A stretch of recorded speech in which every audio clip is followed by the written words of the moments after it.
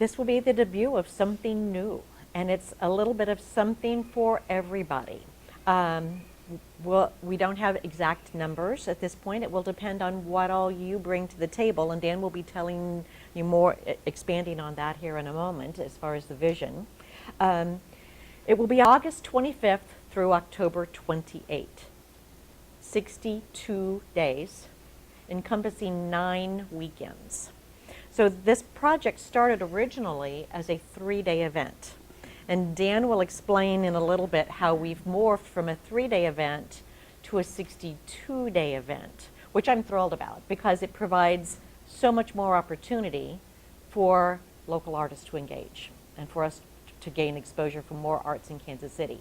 There are 4 primary components. So I'll try to be as concise as possible because there's so much happening. There will be an exhibition, that's visual arts, public visual arts installations. And to participate with that, then you submit a proposal. And Dan again will expand more upon that in a minute. Then there is the village. There will be a village. For those who've been to the Ethnic Enrichment Festival, the footprint of the village will be in close proximity to that footprint. There will be a stage. And in that stage, there will be performances and collaborations presented there every weekend throughout that duration.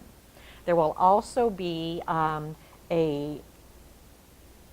we are still working on getting the right names for everything, so we're talking in generalities, but there will be specific names for things.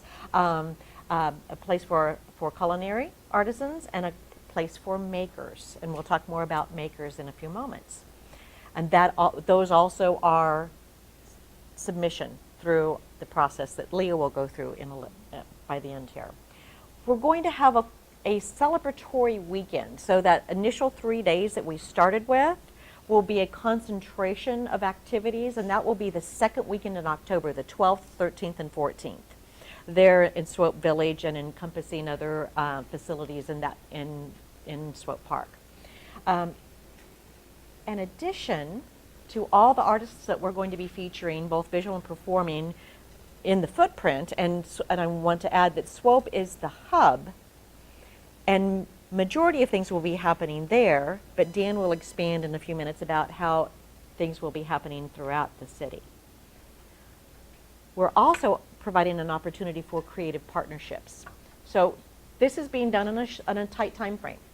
And so many of our performing groups and museums, performing and visual staples here in town already have seasons planned and exhibits planned.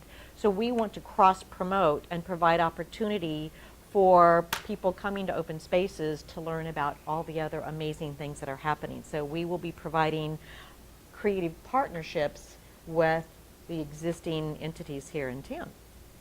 Ways you can participate: the curated selection, the applications for visual and performing arts are due January 31st, 5 p.m. Central Standard Time.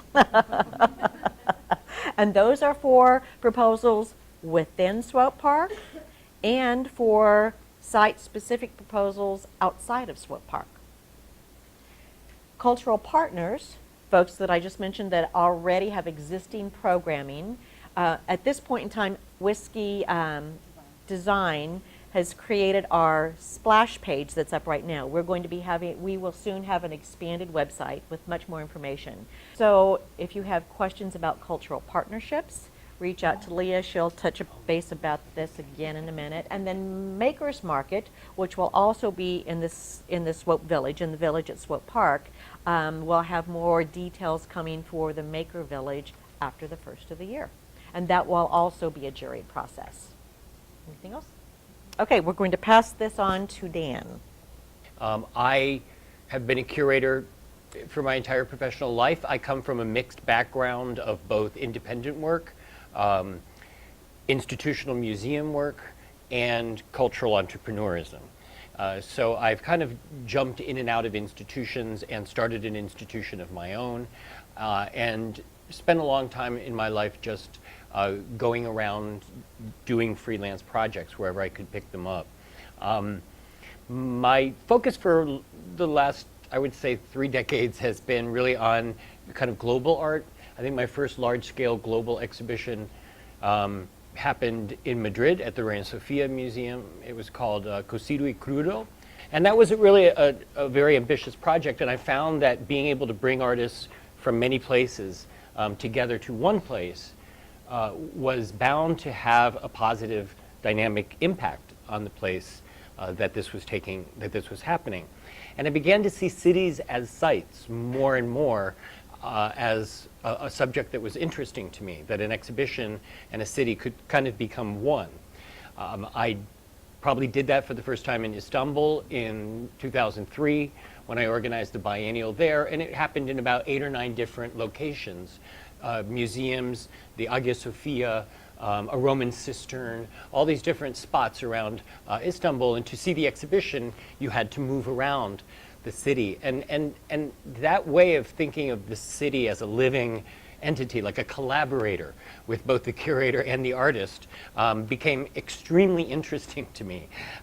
So just last year I did a similar project in Cuenca in Ecuador, where again artists from really everywhere kind of converged on this really rather small colonial city in the highlands of Ecuador and transformed 14 cultural institutions in the city into, again, a city-wide project. I think that maybe the project that I did that's the most pertinent was Prospect New Orleans, which was something launched after Katrina to kind of bring the contemporary art world into the cultural rebuilding of the city. And that was a very fortunate coincidence for me in many ways, because I had spent a lot of time in New Orleans. I knew a lot of people in the art world in New Orleans, particularly artists.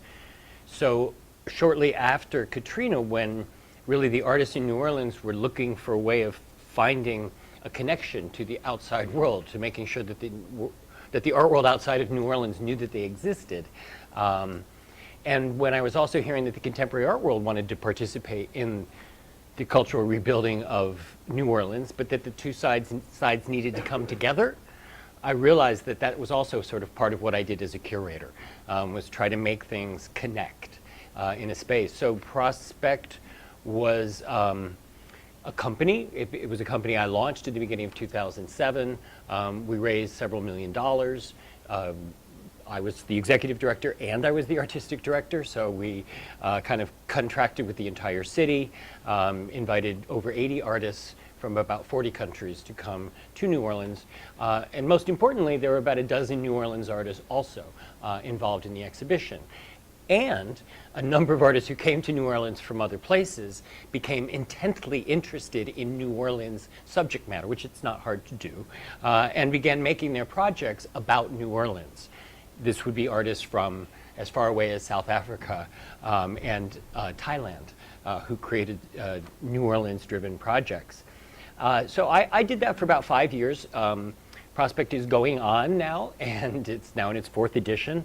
And I'm really happy that it's had a significant role to play in culturally repositioning New Orleans, not just as a place where you go to have a good time and hear music and eat good food, and maybe study architecture from the 19th century, but also a place where you can seriously engage with contemporary art, which means the contemporary artists in New Orleans now have an automatic connection to the outside world. Thousands of curators and collectors and museum people and art educators and artists and critics, they all go to New Orleans, and while they're there, they see a lot of New Orleans art. So I didn't know anything about the Mayor's Convergence Plan. Needless to say, I was never part of this process, but oddly enough, I had another conversation going on at the same time with a gentleman who I'm sure you all know, Scott Francis, who's a local arts and culture philanthropist, in many other areas as well. And Scott had a dream about doing a large-scale art exhibition here in Kansas City.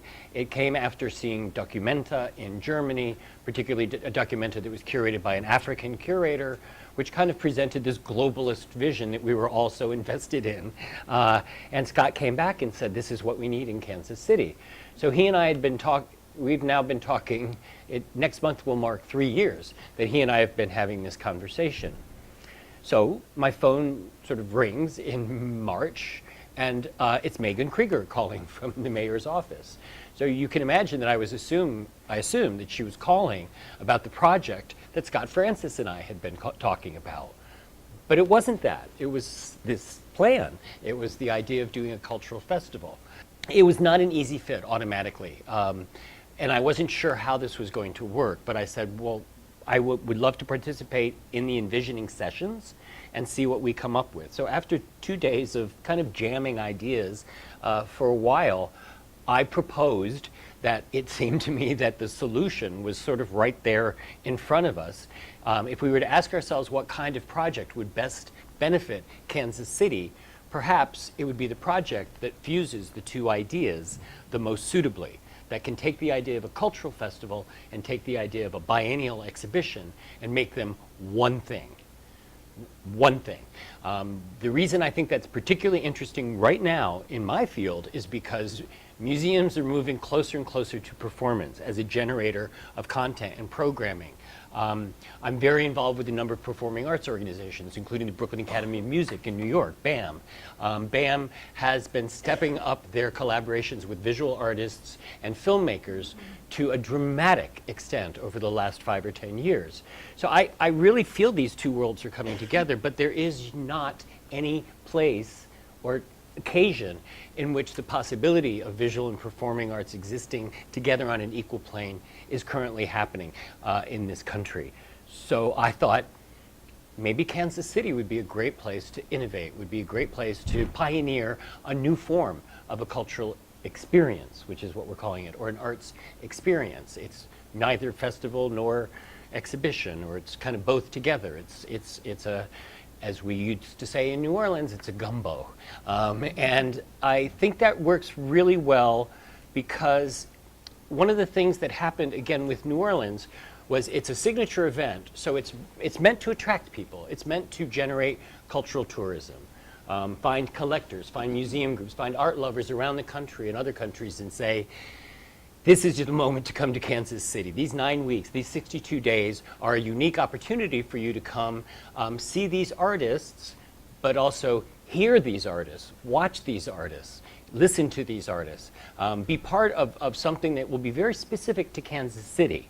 But it will have that sort of, if you want to say, cosmopolitan flavor that the people who come to these sort of art projects are really, really used to. And emblematic of that is the opening, I think, of the 21C hotel chain here. Literally a month before we open, one of the largest art-identified hotel chain and the leading hotel chain of its kind in the United States will have its brand new flagship here in Kansas City. And that's sort of the obvious sort of partnership that we were hoping for.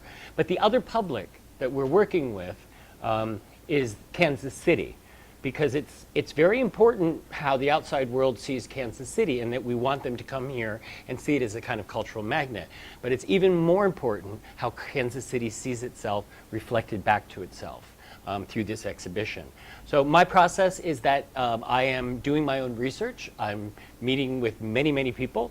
I don't see anyone, well, I do see a few people in this room who I've already met with. I'm going to studios, I'm going to concerts, I'm meeting with arts administrators.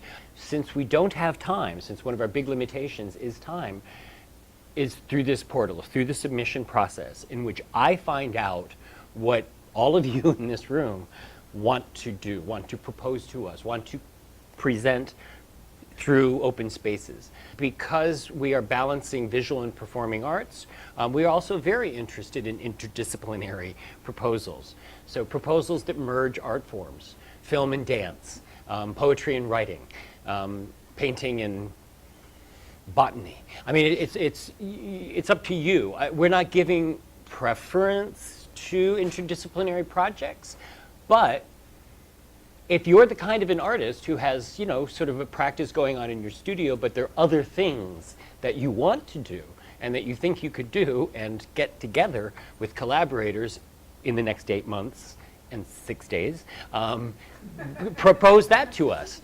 If you're an artist who makes objects, submit your objects. If you're a dancer or a musician or a spoken word artist, if you do theater, give us whatever you consider the appropriate links or forms of documentation that let me know the essence of what you're doing.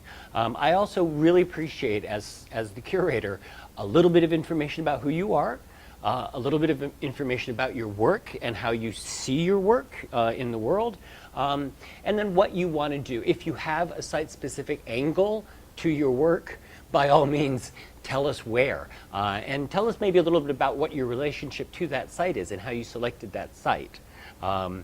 And beyond that, I would say, you know, we want information about budget. We want information about projects, project production. But there's a certain degree in which when work is selected for open spaces, we become your producing partner. We are, if you're a sculptor, for example, we are going to make your work.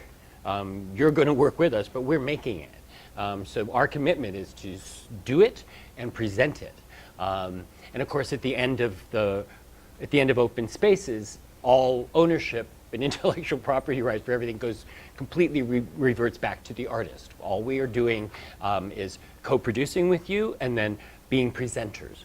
We're not at this point generating a whole lot of, for example, new performance-based content ourselves. We're asking you to tell us what your content is so that we can shape our program around that.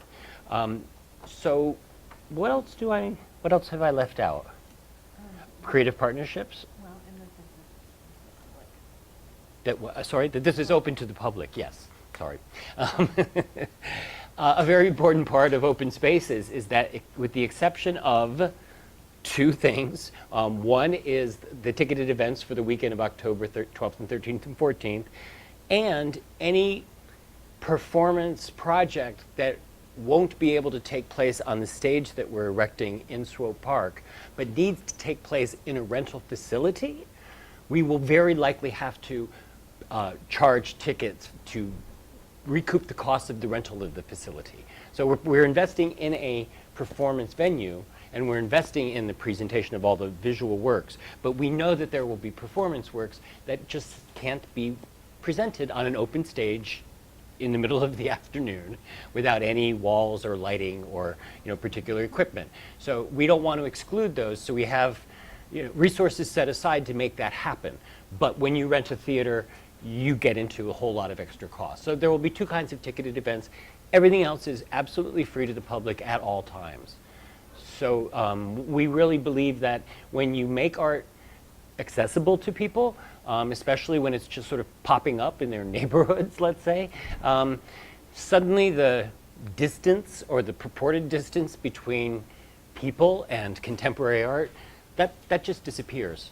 And I feel like open spaces in a way symbolizes this idea that not only are we trying to break down distinctions between performing and visual arts, we're also trying to break down distinctions between popular arts and contemporary arts, which are often considered elitist. I've never personally accepted this idea that what contemporary artists do is in any way elitist. They're just specialists in the way that, your orthodontist is a specialist, or your neighborhood physicist is a specialist.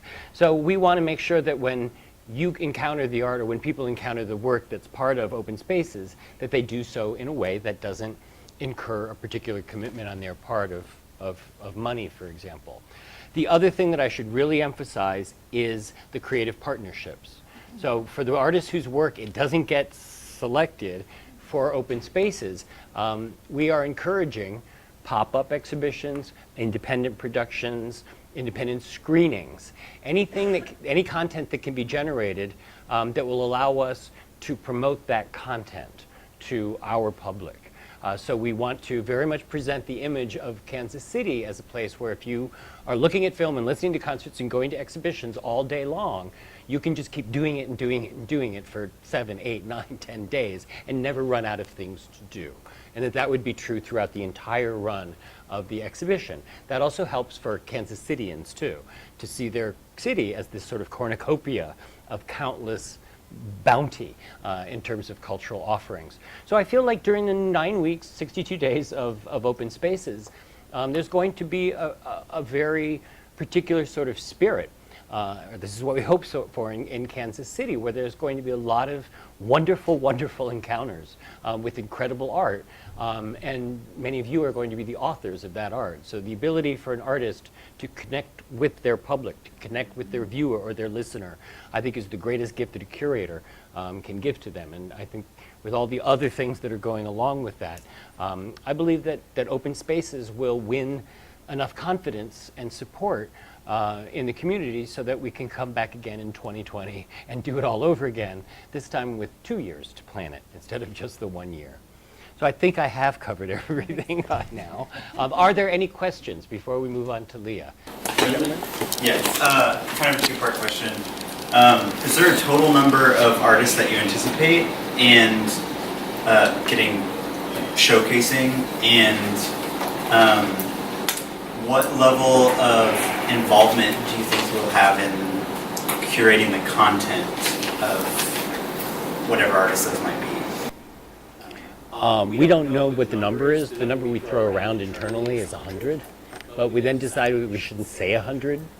So I'm not actually saying it right now because we might get quoted about it later and say, you said 100, there's only 89, or why is there 117? You know, like, I don't know.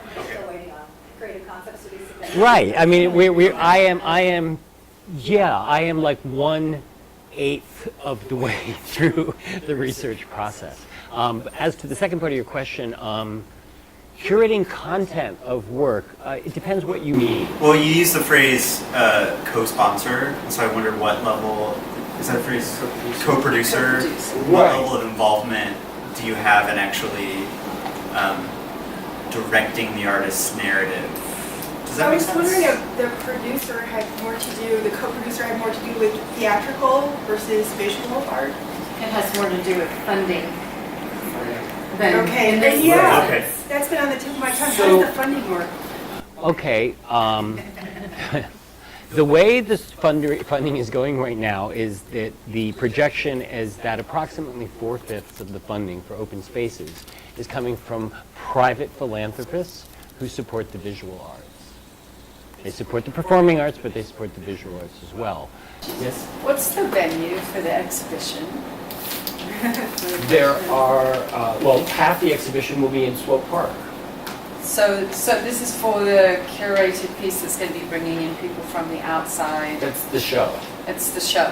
That's the And so exhibition. that is going to be in the site that we're talking about, the same site as where the weekend No. is happening. No. So it's going to be all over the park, Pretty much. in tents. No. It's outdoor work. Most of it is outdoors. There are shelters that we are going to be talking to the Parks Department about adapting. But a lot of the work is site-specific and it's in nature. It's in the landscape. Yeah. Okay. And it's also what you as artists want to propose as a site. So it could be in Swope Park, if that speaks to you, or it could be in an alleyway in the Crossroads, if that speaks to you, or it could be at 18th and Vine in a venue.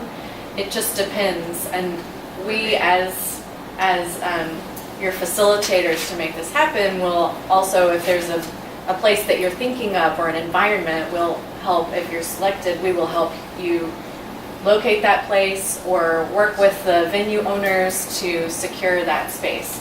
That is our commitment to this process too. So it really is up to you as artists where you see your work being, the environment in which you see it being presented.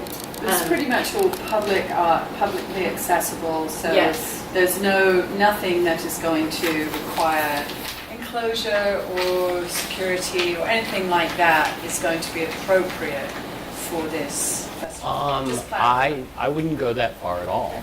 Okay. First of all, anything, even if it's in a shelter, requires security. And it also requires docents. So we need to make sure that the artist's work is protected during the entire 9 weeks, and that the public who shows up, if they have a question, that there's somebody there that they can ask the question to. So those are commitments, but half the exhibition, maybe not half the exhibition, but a lot of the exhibition will neither be in Swope Park nor outdoors.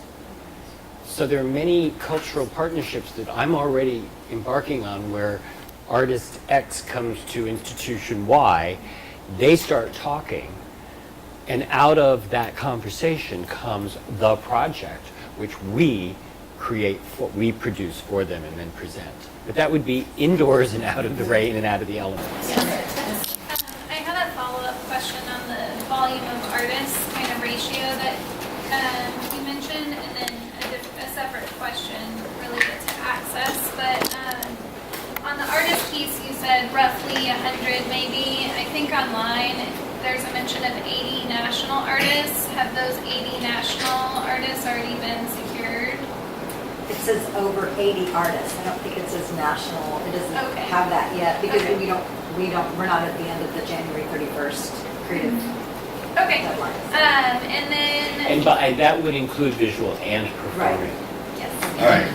And I would also say that the performing artists will outnumber the visual artists. That's pretty clear at this point. What kind of infrastructure will there be for transportation? So if we think about like the city collaborating with open spaces, what kind of priorities are we giving to getting people to your cultural partners or creative partners? Yeah, access is very important, and we don't have those parameters defined yet, but that's something that's in the works. We'll be working with several partners on that. From the conversations I've had with the city officials have said, tell us, give us your route, and we'll create something with you. Is the idea.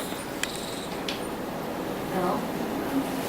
Oh, thank you. I'll yield to this lady. She had her hand up before me. Can't really see you behind. I had a couple of questions over performance arts in general. Because of what I do, it's not so detailed as visual. I see the budget and I think of Cheryl Kimmi knows a lot of what I do. I don't have a huge budget. I'm very self-contained. I bring my own equipment. I can set up anywhere. I can do strolling entertainment, stage entertainment. So I'm trying to think of how should I better formulate my application to do my show, in addition to I would love to do workshops and get the city more involved with circus-style workshops. How could I formulate the right language so that you can better understand what is a one-woman stunt show, a difference from like my hula hoop classes, and put that in one application, or would that be two separate applications? Does that make sense? I think it's probably better as one application.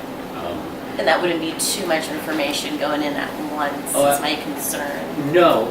In fact, I think when you talk about how performing, I would say that the two things to think about for us that would be very helpful are duration. Mm-hmm. How long is a piece or each of the pieces, and frequency. Would you like to do this once or twice? Would you like to do it every Friday morning? Would you like to do it many times in the month of September? That's all in your wheelhouse, in the sense that all the specifics you can get me about duration and frequency Okay, so would you really just make a don't- difference. There's no limit on the number of proposals one person can send in. Okay. So if you have three radically different ideas, Yeah, because the show idea would be completely different than the class idea. if they're that different, then send us two proposals, Okay. please. And we'll consider everything that's presented to us. We've got some questions over here. I have two questions. So the first one would be, I think Ish answered it with their question, but for performers, would it be like a one-time performance, or would it be case by case depending on like what the application was? So like for performing artists, would it be like you do your show once, or would it be throughout the 9 weeks, or?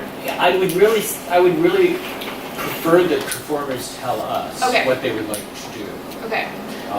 Yeah. And then my other question was, I work with youth poets, and I don't know if there would be an age limit, so I'd also love to do a proposal for myself as well as my high schoolers, but their age is like 12 to 18, so I don't know if there was like an age cutoff or anything like that. No, not at all. No, that's very, very appropriate. Okay, great. Thank you. So you mentioned that you're not sure how many artists you're going to, but do you have goals as it pertains to out-of-town artists versus local artists? Are there some goals that you have to present the artists that are here in Kansas City? Yeah, I mean, I would say that certainly in the area of performance, Kansas City artists will be much more prevalent than out-of-town artists. In the area of visual arts, it'll be closer to a 50-50 balance.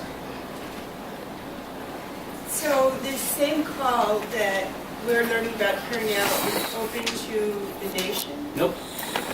It is open to the nation, but priority will be given to local. So at first, there were only proposals from like Berlin and Minnesota coming in. But so I'm like, come on, Kansas City, come on, this is for you really.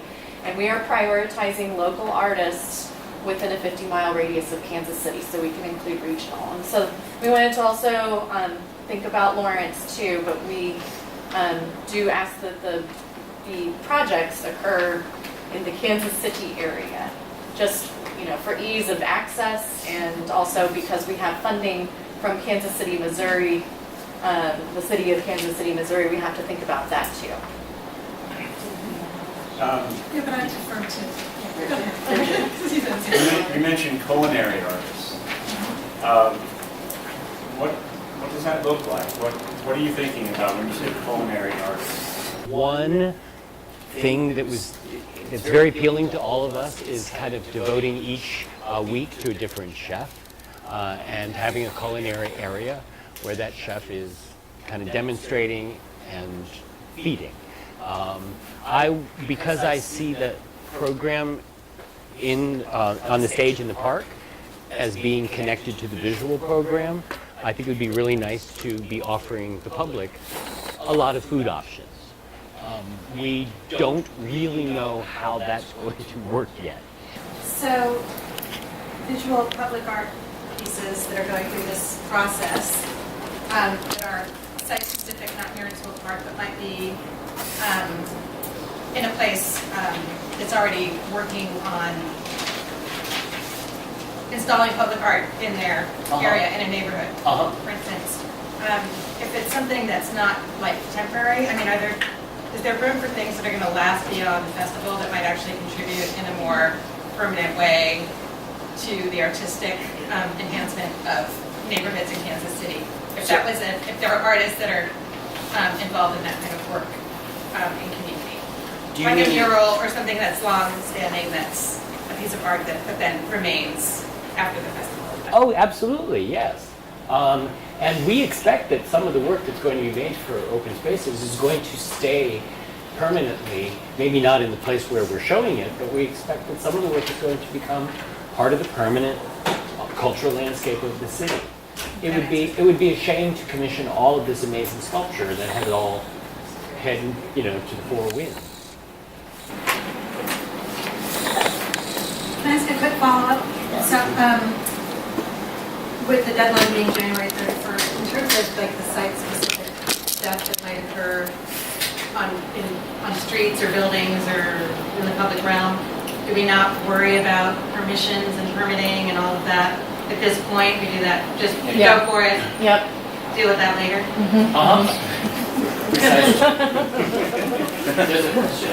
I have a question about like the budget tier. So like if I'm an artist that has never worked in the public realm before and there's like never worked on a public art project, like maybe I start doing this budget sheet, it's like, gets up to $5,000, $7,000. Like I know for other like RFQs and stuff, there's certain like project, like $10,000 projects to $30,000 project to $100,000 projects of like what materials might cost or whatever that might be. I'm just curious, should we have a certain tier in mind of like, oh, I'm like $1,000 project or I'm a $100,000 project? Like, is there any sort of delineation between that? $100,000 projects are going to have a really hard time. Right. Well, I mean, I'm just saying, with all this private money, I don't know, maybe someone would be really into like this project and then might want to kick in an extra like $50,000 because they want to see it and they believe in this project. I wasn't sure, like, is this a set budget or if you're working with donors, I know is like a different type of kind of relationship you're building. It's just a question of like, there's different stages, right? Like if you're bringing in certain artists. That was just my question. It doesn't seem tiered or hierarchical to Okay. me because I haven't seen the proposals yet. Right. But I know from experience that you can make an exhibition where there are things that cost $50,000 and there are things that cost $500. Right. And then very often the public doesn't know the difference. You know, Oh, I'm very aware. so, you know, so it's, we're not, the reason we're not tiering is that we don't want artists to become preoccupied Right. with hitting a certain, like, sweet zone in terms of the budget, which would then increase the likelihood that they would get selected. Right. We want to discourage any. So it's going based, you're purely like this, we're believing this proposal, like we're gonna make it happen kind of thing. And the quality of the documentation is really big. Like what you can share with you need to say, this is what I've done, this is what I'm doing now, and this is what I'm going to do in open spaces.